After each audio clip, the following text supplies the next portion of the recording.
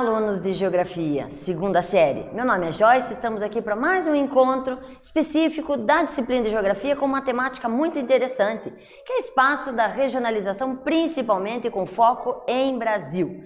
Para essa perspectiva, nós temos alguns objetivos a alcançar. Esses objetivos, eles residem principalmente na compreensão do processo de regionalização e como esse processo está inerente às diversas classificações e às temáticas envolvidas no tema regionalização. Para isso, obviamente, vocês devem estar se perguntando qual é o conceito de regionalização? E ainda, e o Brasil? Como se encaixa nesse quesito? E, se você tivesse destacado um pouquinho mais, você pode até ter pensado qual é o critério principal para se fazer uma regionalização.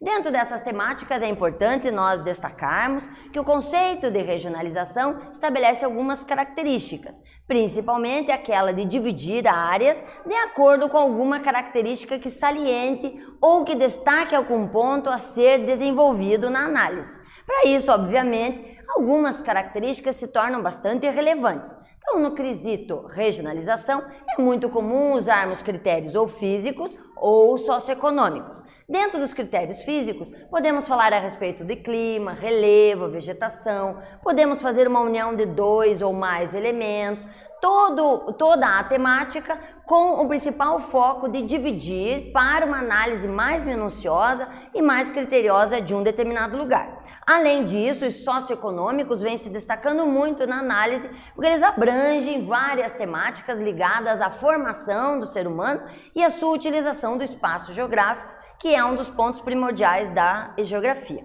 Dentro disso, também temos critérios religiosos, que também fazem com que haja uma diferenciação de terreno ou uma identificação com o local, além, lógico, de critérios políticos, que podem ser usados como, assim dizendo, critérios ligados a fronteiras, critérios ligados à ideologia, capitalista ou socialista, que daria, então, para você ter uma visualização panorâmica de determinados critérios. Agora, para a gente fechar essa parte conceitual, quero que você identifique em seu caderno exatamente como podemos definir a palavra região, que vem da palavra regionalização. Pense um pouquinho, reflita, responda e já voltamos.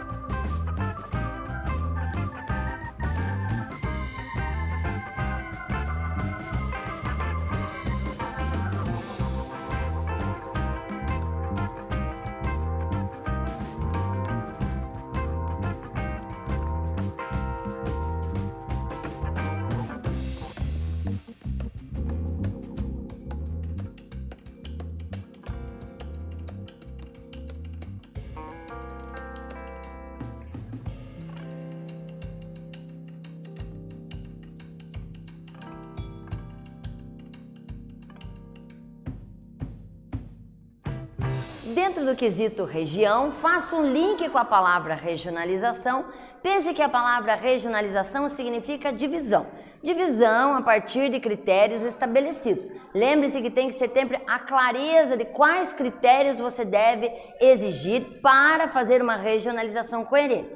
Então, a palavra região nada mais simboliza que a formatação como você usa a regionalização. Então, aqui uma sugestão de resposta, onde região pode ser usada como uma construção humana, ou seja, você pode puxar de elementos derivados do espaço geográfico, onde destaquem valores humanos, destaquem dados estatísticos, podem se falar a respeito de fronteiras, você pode usar vários pontos de vista, todos com o principal foco e a metodologia de análise, de maneira a esclarecer e melhorar a análise de algum ponto de vista mais claro, para até fazer comparativos entre áreas, comparativos entre países, comparativo até entre continentes. Dentro dessa perspectiva, é importante a gente analisar que então não existe uma temática correta de regionalização. Tudo depende do que você tem como objetivo principal. Dentro dessa temática, uma vez entendido este assunto, você começa a entender por que existem várias regionalizações e que às vezes você confunde. Mas é só você elencar o principal objetivo a qual a regionalização se destaca, que você com certeza vai entender por que ela foi desenvolvida e de que forma ela foi organizada. Uma das mais interessantes é a regionalização a partir dos 4 Brasis. Foi Milton Santos que organizou essa regionalização e essa regionalização, junto com Maria Laura Silveira, em 2001, elenca algumas características que formam o Brasil em determinadas temáticas. Eles usam como objetivo primordial uma análise e uma diferenciação baseada em critérios técnico, científico e informacionais. Ou seja, eles olham o Brasil de maneira a observar o que a técnica, o que o comércio e principalmente a estrutura de vida de cada lugar identifica como característica principal. Olhando essas temáticas, eles chegaram à conclusão que ao olharmos ao Brasil de maneira sistemática, baseado nesses itens, nós temos 4 áreas identificadas dentro do nosso território nacional. São elas: a área concentrada, destacada no mapa, a área centro-oeste, a nordeste e a Amazônia. Sempre observe que essa temática ela tem como objetivo valorizar algo, destacar o que literalmente aparece mais. Dentro dessa tecnologia, então, de observação dos critérios técnicos, científicos e informacionais, o Brasil se assemelha em 4 Brasis. E o que são essas temáticas?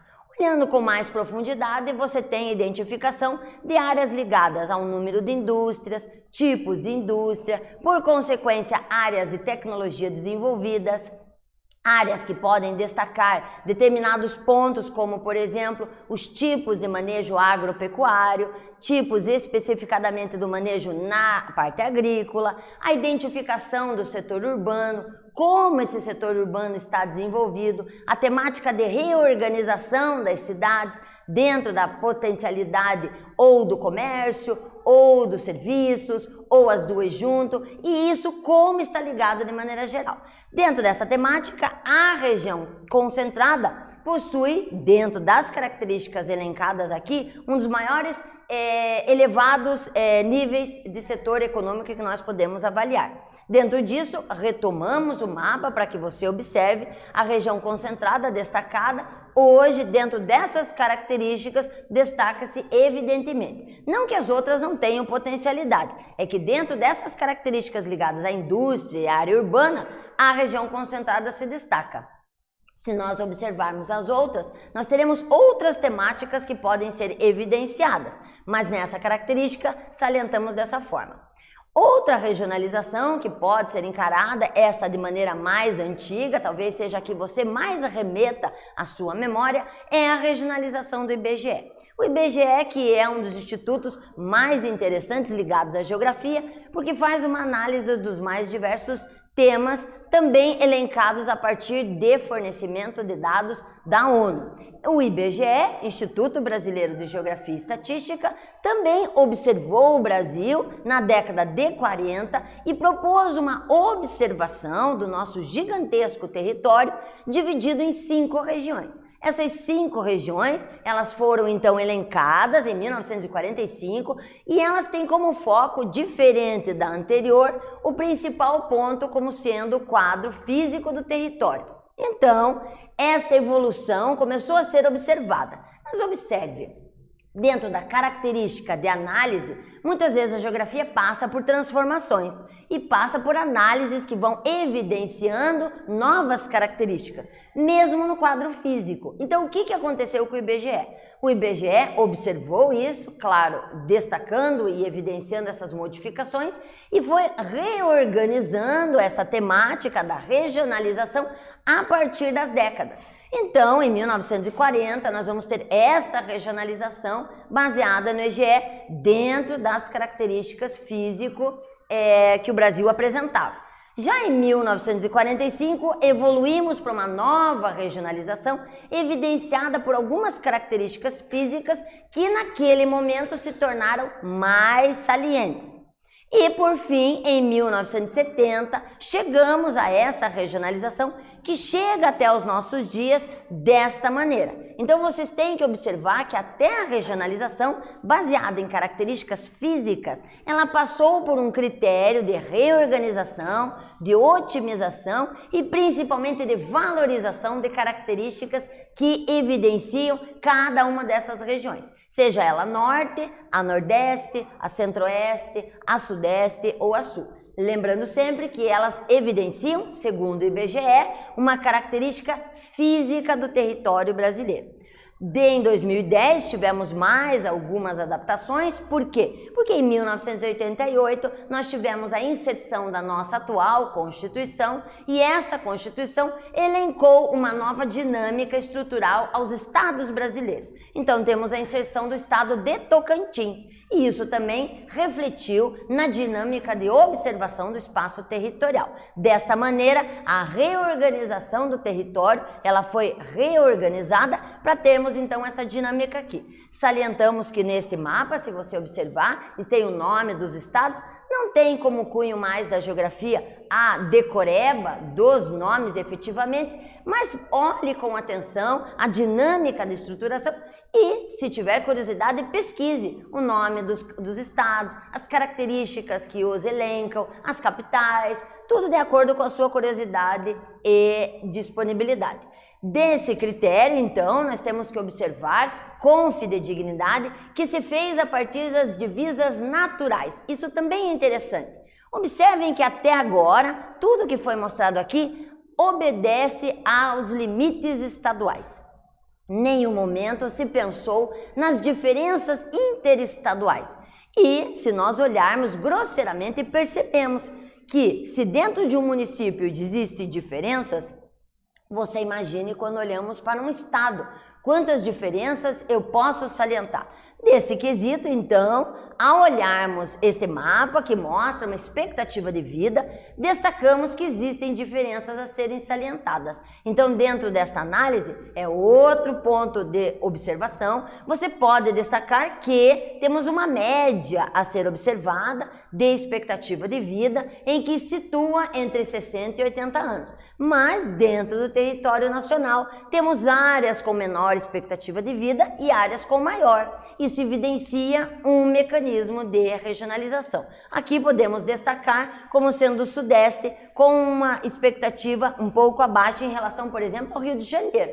Mas isso, de acordo com outros estudos, podem favorecer uma análise mais minuciosa do caso.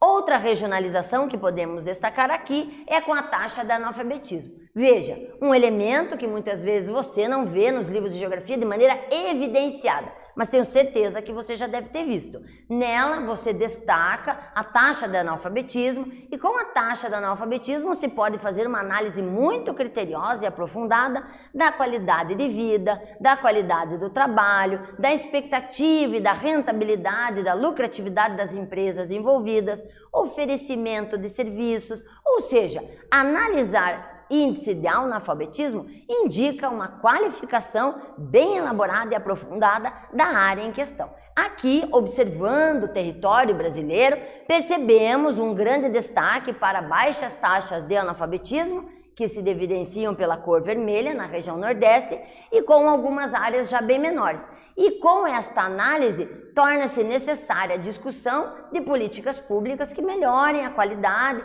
educacional nessas regiões envolvidas. Aqui, outra forma de regionalizarmos é quando você pega a diferença entre uma população urbana e rural.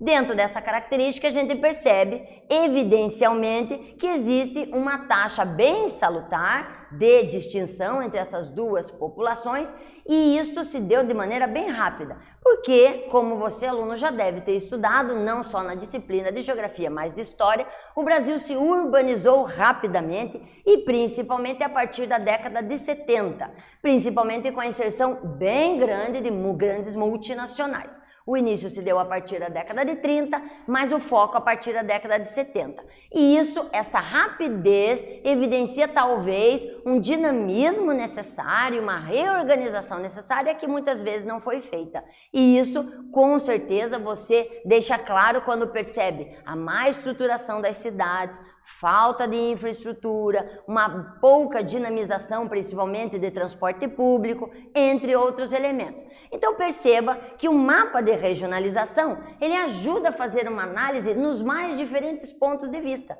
E isso mostra a importância da palavra regionalização dentro do campo da geografia.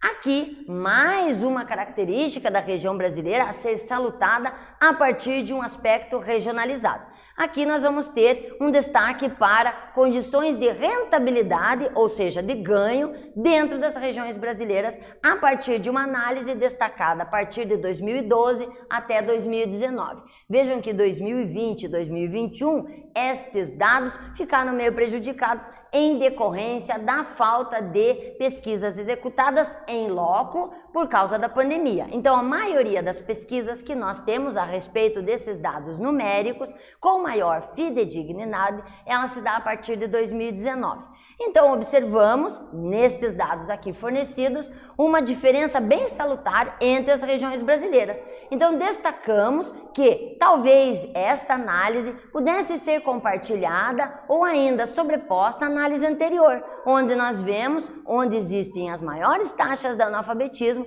por consequência, teremos as menores rentabilidades, ou melhor dizendo, os menores pagamentos. Desta maneira, percebemos o atrelamento da análise da regionalização ali executada. Agora eu gostaria que você visse comigo essa atividade e fechasse com chave de ouro o nosso encontro de hoje. A atividade diz o seguinte: o Brasil possui uma grande extensão territorial, apresentando peculiaridades culturais, econômicas e sociais em suas diferentes regiões. Aponte as principais disparidades socioeconômicas entre as regiões do Brasil. Eu volto rapidinho com a resposta.